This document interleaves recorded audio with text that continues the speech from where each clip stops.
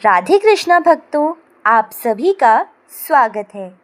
आज हम आपके लिए लेकर आए हैं जन्माष्टमी व्रत कथा। भाद्रपद मास की कृष्ण पक्ष की अष्टमी को भगवान श्री कृष्ण का प्राकट्य हुआ था। इस दिन को हम जन्माष्टमी या गोकुल अष्टमी के रूप में बड़े ही उत्साह और श्रद्धा से मनाते हैं। आइए आज जानते हैं व्रत की विधि, कथा और इसके महत्व के बारे में। जन्माष्टमी व्रत विधि। इस दिन भक्त निर्जला या फलाहार व्रत रखते हैं। दिन भर भगवान श्री कृष्ण की पूजा अर्चना होती है और रात को 12 बजे जन्म महोत्सव मनाया जाता है। भगवान को पंचामृत स्नान कराकर झूले में विराजमान किया जाता है। मक्खन, मिश्री, तुलसी दल और फल चढ़ाकर आरती की जाती है।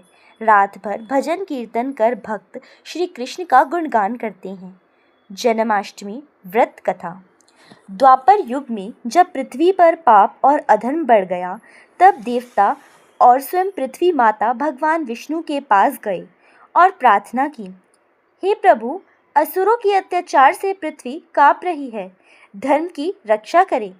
तब भगवान विष्णु ने वचन दिया कि वे स्वयं मनुष्य रूप में जन्म लेंगे और अधर्म का अंत करेंगे। उसी समय मथुरा का राजा कंस अपनी बहन देवकी का विवाह वासुदेव से करवा रहा था। विवाह के समय आकाशवाणी हुई, हे कंस, तेरी मृत्यु तेरी बहन देवकी की 8वीं संतान के हाथों होगी। कंस ने क्रोध से तलवार उठाई और देवकी को मारने लगा। वासुदेव ने वचन दिया कि हर संतान उसे सौंप देंगे। कंस ने दोनों को कारागार में डाल दिया। देवकी की पहली 6 संतानें कंस ने निर्दयता से मार दी। 7वीं संतान बलराम योग माया के प्रभाव से रोहिणी के गर्भ में स्थानांतरित हो गए। फिर भाद्रपद कृष्ण अष्टमी को अर्धरात्रि आई। आकाश में नक्षत्र चमकने लगे। चारों ओर शांति छा गई। देवकी के गर्भ से चतुर्भुज रूप में भगवान विष्णु प्रकट हुए। उन्होंने शंख, चक्र, गदा और पद्म धारण किए थे। भगवान ने माता पिता को दर्शन दिए और कहा, अब आप मुझे गोकुल ले जाएं। मैं साधारण बालक का रूप धारण करूंगा। यशोदा और नंद बाबा के यहाँ मेरा पालन होगा। तुरंत ही वे बालक रूप में बदल गए। तभी अद्भुत घटना घटी। कारागार के द्वार अपने आप खुल गए। पहरेदार सो गए और वासुदेव की बेड़ियां टूट गई। वासुदेव ने नवजात शिशु को टोकरी में रखा और यमुना नदी की ओर बढ़े। यमुना जी बीच में उफान मारने लगी, परंतु भगवान के चरण छूते ही शांत हो गईं। वासुदेव सुरक्षित गोकुल पहुँचे और वहाँ सो रही यशोदा के पास बालक को छोड़ आए। वापस मथुरा लौटे तो यशोदा की कन्या योग माया को लेकर आए। सुबह जब कंस ने उस कन्या को मारने की कोशिश की तो वह आकाश में उड़ गई और बोली, हे कंस, तेरी मृत्यु कहीं और जन्म ले चुकी है। इस प्रकार श्री कृष्ण का जन्म हुआ और आगे चलकर उन्होंने कंस का वध किया। महाभारत युद्ध में अर्जुन का सारथी बनकर धर्म की रक्षा की और गीता का उपदेश दिया। जन्माष्टमी व्रत का महत्व। इस दिन व्रत और पूजा करने से भक्तों के जीवन में सुख, शांति, समृद्धि और संतान सुख की प्राप्ति होती है। श्री कृष्ण जन्माष्टमी के व्रत से पाप नष्ट होते हैं और मोक्ष का मार्ग प्रशस्त होता है। भक्त का मन भक्ति और प्रेम से परिपूर्ण हो जाता है। यह दिन हमें सिखाता है कि अधर्म चाहे कितना भी शक्तिशाली क्यों न हो, धर्म की विजय निश्चित है। व्रत और पूजा से मनुष्य को सुख, शांति, संतान सुख और मोक्ष की प्राप्ति होती है। भगवान कृष्ण के जन्मोत्सव से भक्त का हृदय भक्ति और प्रेम से भर जाता है। जन्माष्टमी की तिथि और महत्व। जन्माष्टमी हर साल भाद्रपद मास के कृष्ण पक्ष की अष्टमी तिथि को मनाई जाती है। ज्योतिष अनुसार यह तिथि तब मान्य होती है जब अष्टमी तिथि और रोहिणी नक्षत्र एक साथ पड़े। भगवान श्री कृष्ण का जन्म मध्य रात्रि को हुआ था, इसलिए रात 12 बजे जन्मोत्सव धूमधाम से मनाया जाता है। श्री कृष्ण का जन्म। ज्योतिषीय महत्व। श्री कृष्ण का जन्म अष्टमी तिथि बुधवार रोहिणी नक्षत्र वृषभ लग्न में हुआ था। ज्योतिष शास्त्र में यह योग अत्यंत शुभ माना जाता है और यह धर्म की स्थापना का संकेत है।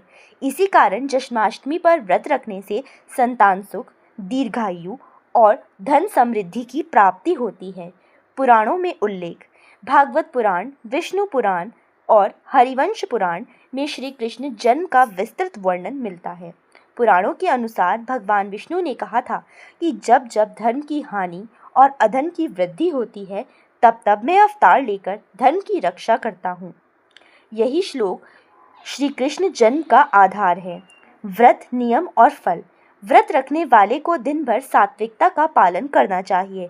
मांस, मदिरा, प्याज, लहसुन आदि से परहेज करें। व्रत फलाहार से करें और रात में भगवान के जन्म के बाद ही व्रत तोड़ा जाता है।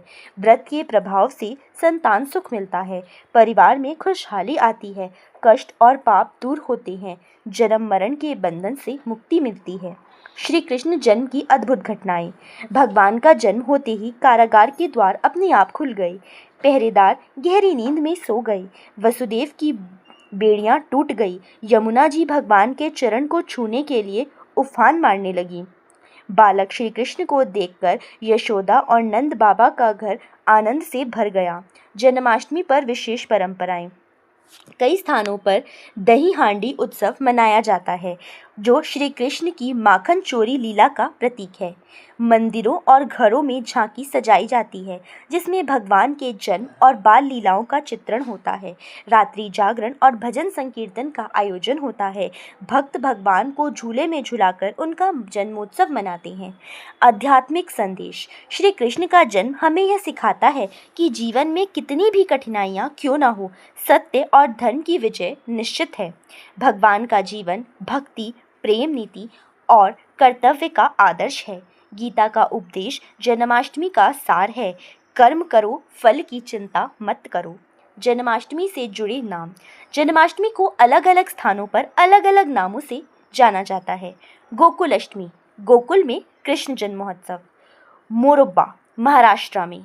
अष्टमी रोहिणी, दक्षिण भारत में। दही हांडी, कृष्ण की माखन चोरी की याद में। कृष्ण जन्म का दार्शनिक अर्थ। श्री कृष्ण का जन्म अंधेरी रात में हुआ। यह दर्शाता है कि जब जीवन में अज्ञान और अंधकार बढ़ता है, तब ज्ञान और प्रकाश कृष्ण प्रकट होते हैं। कारागार जेल प्रतीक है, बंधन और कठिनाई का।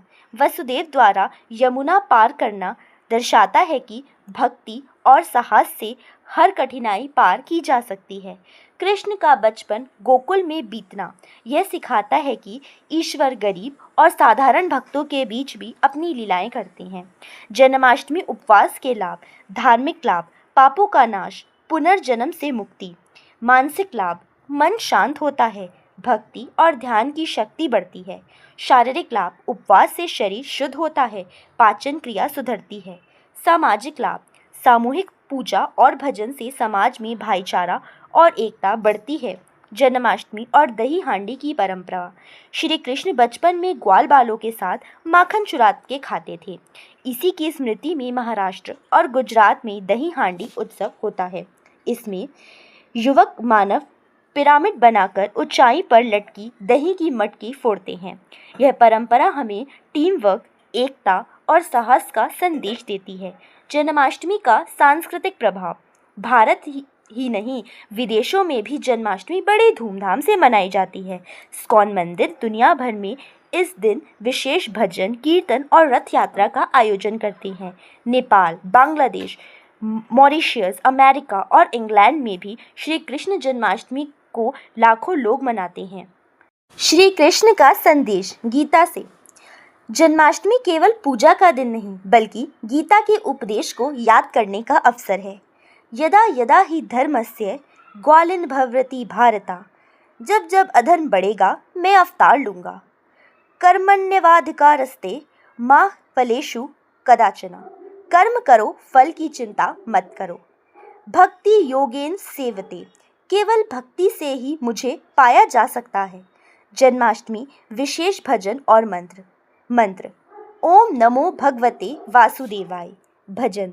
गोविंद बोलो, हरि गोपाल बोलो। महामंत्र। हरे हरे कृष्णा कृष्णा कृष्णा हरे हरे, हरे रामा राम राम हरे हरे। जन्माष्टमी और 56 भोग। जन्माष्टमी पर 56 भोग चढ़ाने की परंपरा है। इसमें फल, मिष्ठान, मक्खन, दही, दूध, मिश्री, पान, सूखे मेवे, हलवा, पूड़ी, सब्जियां आदि शामिल होते हैं।